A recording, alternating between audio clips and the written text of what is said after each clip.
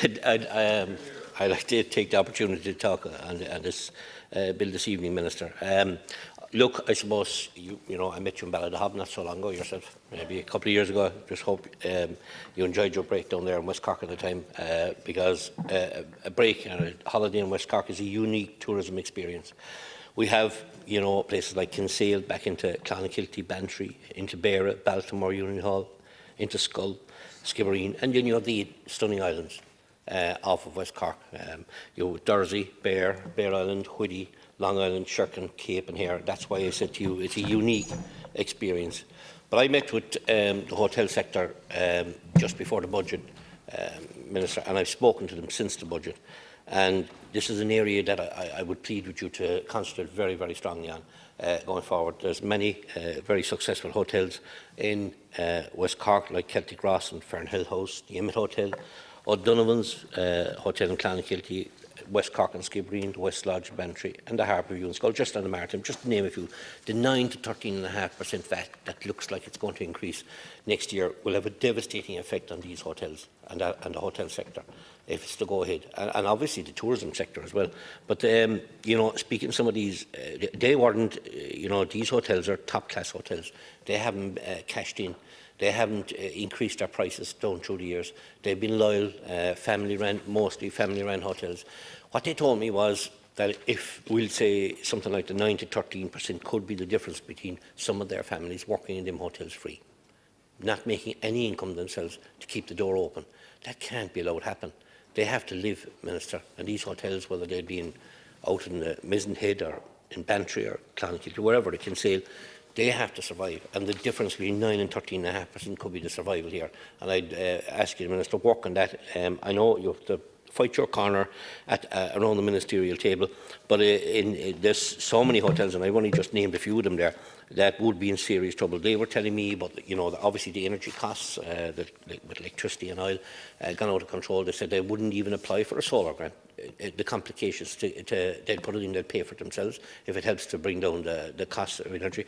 But like there's very little between the door staying open and the door closing. In some hotels I've seen in West Cork at the moment, they're shut now 3 or 4 days a week, which is quite serious as it stands. But that's because it's a difficult area at a very difficult time. And I suppose I was talking about the Celtic Ross, and I'd like to congratulate all the chefs who are graduating on this Friday, coming at the Celtic Ross, who are involved in a new West Cork Chef Academy training programme in conjunction with the Cork ETB. So the best of luck to them there. There's other areas too in relation to tourism, is the pub sector as such, and it's been forgotten as such, because if you're selling West Cork or selling anywhere, the pub tends to be a place for people to go. And I find, and I talk to a lot of publicans, and I do a lot of clinics in public houses over the weekend, so I do meet a lot of publicans and talk to them. A lot of them are struggling at this time. Again, can they keep the door open? I was in a public house one day there recently. They were opening their electricity bill, and it had gone from 700 to 2,000, was it 2,003 or 2,400? And there was a gasp as they were opening it, a gasp on the other side of the bar too, and I drinking a cup of tea.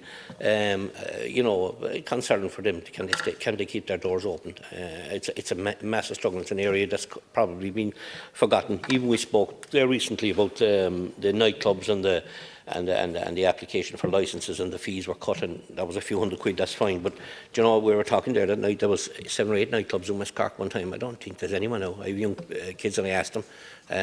You know, there's on the weekends there's no nightclub, and we were young people.